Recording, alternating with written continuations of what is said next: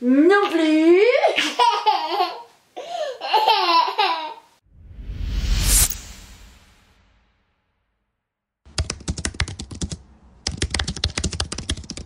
Hey guys, salut à tous, c'est Soli, j'espère que vous allez bien, bienvenue sur Librement Addict. Je suis ravie de vous retrouver enfin en vidéo pour la dernière vidéo pile à lire de l'année, puisqu'on est déjà au mois de décembre et que j'avais quand même envie de vous concocter une petite palle, voilà, fin 2024, tout ce que j'aimerais lire.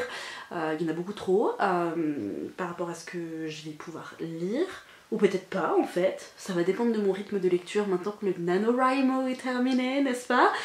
Je vais pouvoir me remettre sérieusement à lire et je regarde par terre parce que les livres qui sont étendus devant moi, hein, vous-même vous savez si vous avez un enfant en bas âge, et en fait il y a aussi bien des livres qui sont dans la thématique de l'hiver que des romances de Noël, que des romantasy très cocooning, dans lesquels on va être bien sous un plaid avec un chocolat chaud. Bref, je vais vous présenter tout ça. Le premier roman dont je voulais vous parler, c'est ma lecture en cours, Le Faucheur de sorcières de Charissa Weeks. Il était temps que je sorte ce livre de ma pile à lire. Il n'est plus à présenter, mes petits résumés au cas où si jamais vous ne savez plus de quoi il parle. On va suivre Rhaina Bloodgood, qui est une jeune sorcière qui a vu sa sœur se faire enlever par le faucheur de sorcières il y a quelques années, puisque tous les ans il y a le jour de la collecte, le faucheur vient, emmène une sorcière avec lui et on ne la revoit jamais. C'est ce qui est arrivé à la sœur de Rhaina et donc du coup le jour de la collecte elle a décidé de se venger.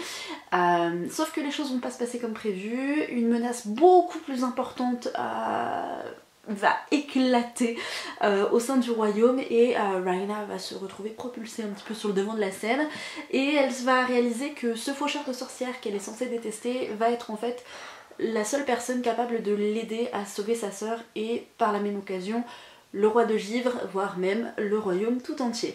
Je ne vous en dis pas plus, parce que j'en sais pas plus non plus, hein, j'ai lu que 150 pages, c'est une très bonne lecture, mais je m'attendais peut-être à un petit truc en plus au vu de l'engouement qu'il y a eu autour de ce bouquin à sa sortie, donc ce sera peut-être pas un coup de cœur ce premier tome, mais une très bonne lecture, en tout cas, bon, j'ai lu que 150 pages, donc les choses peuvent encore tourner. On poursuit avec le préquel de La Passeuse de mots d'Alric et Jennifer Twice, c'est une saga qui n'est plus à présenter. Le tome 4 est prévu en termes de lecture de mon côté pour 2025, vraiment un incontournable.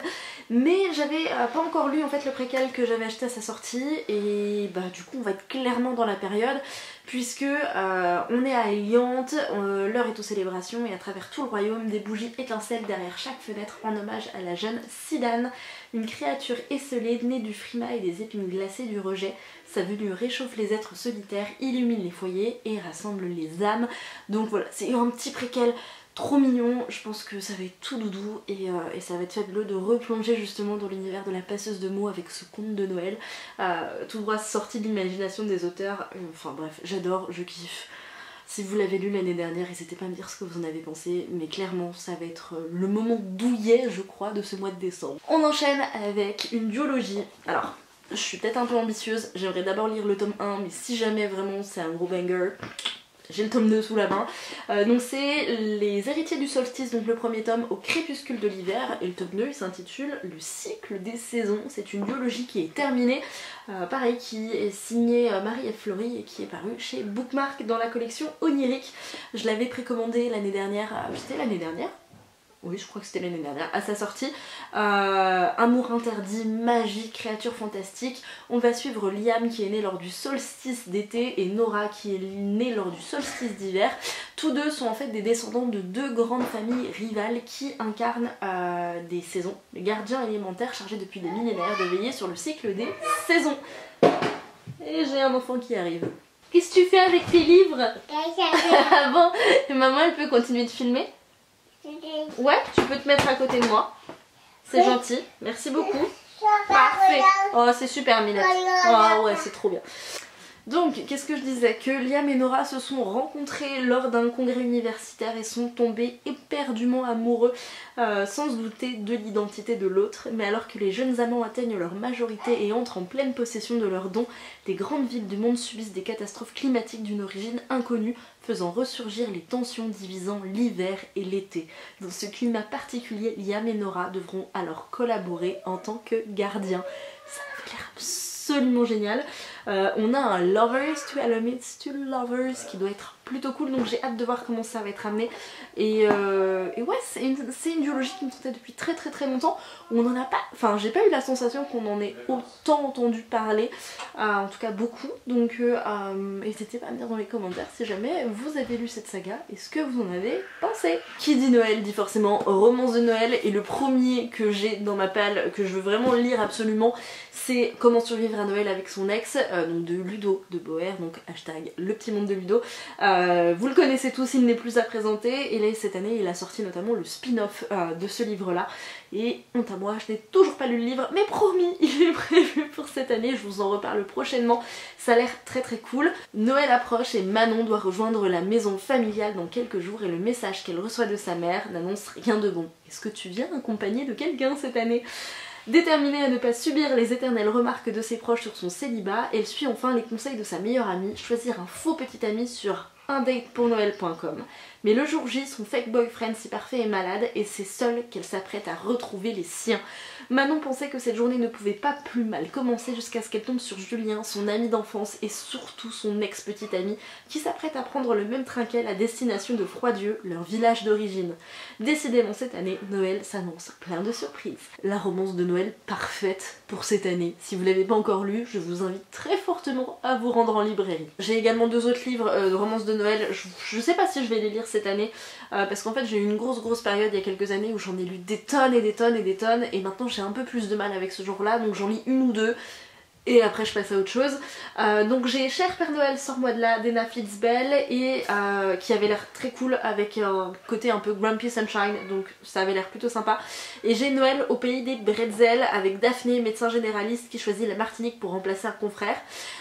Sauf que là elle reçoit un email qui fait voler en éclats son projet, son déplacement est annulé, et après moult recherches il ne reste plus qu'un poste disponible en Alsace dans un village complètement paumé et enneigé. Cerise sur le gâteau, si Daphné accepte l'offre, elle sera hébergée par Mathieu, un père célibataire, et devra cohabiter avec le chien de la maison, un énorme berger suisse. Les deux ont l'air aussi très sympathiques, je verrai si je les lis les deux ou si j'en lis juste un, je vous en reparle dans un prochain update lecture. On est d'accord que Le chêne et la foudre de Sam Gailey, qui est paru chez Addictesi, n'a rien comme ça de très Noël, voilà, on n'est pas vraiment dans la vibe. Par contre, c'est une bricasse, c'est de la romantasy, ça a tout pour me plaire, ça fait des mois que j'entends parler de ce bouquin, et du coup je m'imagine extrêmement bien sous un plaid avec un chocolat chaud en train de le feuilleter tranquille, de le lire tranquille. Et donc on va suivre Elisandre, une jeune femme en quête d'aventure qui croise le chemin de Cailen Bratt, l'un des plus puissants assassins du royaume, et elle espère trouver en lui le guide qui lui permettra de quitter sa contrée natale. Et si Ellie tombe peu à peu sous le charme de Bratt, ce dernier prend à cœur son rôle de protecteur de cette orpheline qu'il ne voit encore que comme une enfant. Mais bientôt, toutes ses convictions voleront en éclats. Au cœur du royaume, un amour légendaire prend vie et il pourrait bien tout changer. Un monde où l'aventure rencontre la passion et où les mystères se mêlent aux pouvoirs obscurs. Romantasy comme on les aime, beaucoup d'avis positifs. Pareil, si vous l'avez lu, n'hésitez pas à me dire dans les commentaires ce que vous en avez pensé. J'avais normalement un dernier livre à vous présenter en VO. J'ai commencé à le lire aussi, et je crois que Garance, ma fille d'1 an et demi, me l'a planqué, comme d'habitude. C'est une championne dans le domaine et elle trouve des cachettes implacable, bref. Donc c'est un bouquin qui est sorti en français là il y a quelques jours, c'est Beasts of the Briar, un truc comme ça, ou quelque chose comme ça en français, bref. C'est une romantasy qui reprend le conte de la Belle et la Bête. Sauf que notre héroïne va se retrouver propulsée dans un monde où il y a un château bien évidemment, mais c'est pas un prince failli qu'elle va rencontrer, c'est 4. Et chaque prince, il me semble de mémoire, si je ne dis pas de bêtises, incarne une des saisons. Et il y a tout un truc avec le prince de l'hiver. Et voilà, de mémoire c'est tout ce que je sais parce que j'ai pas le livre sous la main et je peux clairement pas vous dire de quoi il s'agit parce que j'étais pas vraiment allée très loin dans le début de ma lecture, hein, je crois que j'avais lu une 30aine de pages et vous entendez peut-être l'enfant crier, mais je vous promets, tout va bien. Je me sens un petit peu idiote de pas pouvoir vous en parler davantage, mais je vous mets le résumé de ce bouquin, enfin en tout cas de tous les livres dans la barre d'infos comme d'habitude. Et puis sur ce, je vais vous laisser, l'enfant m'appelle. Je vous souhaite à tous et à toutes de passer de très belles et bonnes lectures.